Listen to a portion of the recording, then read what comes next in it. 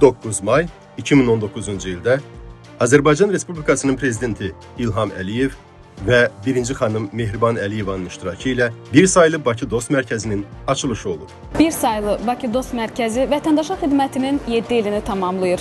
Bu müddət ərzində göstərdiyimiz xidmət barədə görəsən vətəndaşlarımız nə düşünür?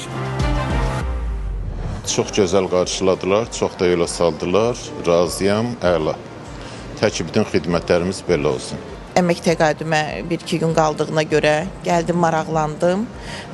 Sağ olsunlar, izahatdan razı qaldım, yəni xidmətdən razı qaldım. Mərkəzdə vətəndaşlara xidmət edən 50-yə yaxın sosial agent var.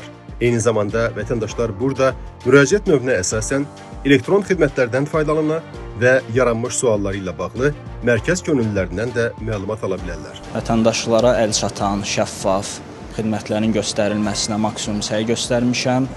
Bu dövrdə əsas prioritet məsələ vətəndaşın qanunvericilik çərçivəsində bilikli olması, vətəndaş müraciətlərinin operativ, şəffaf şəkildə araşdırılması, cavablandırılması və vətəndaşın hüquqlarının təmin olunması olmuşdur.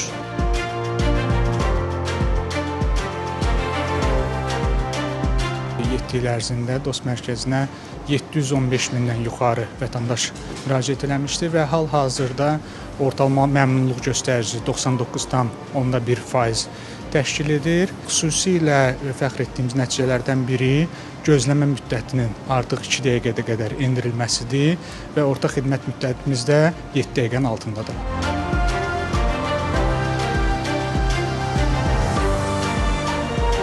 Sosial müdafiə məsələlərində 7 ildir ki, sizə xidmət göstərən dostumuz var.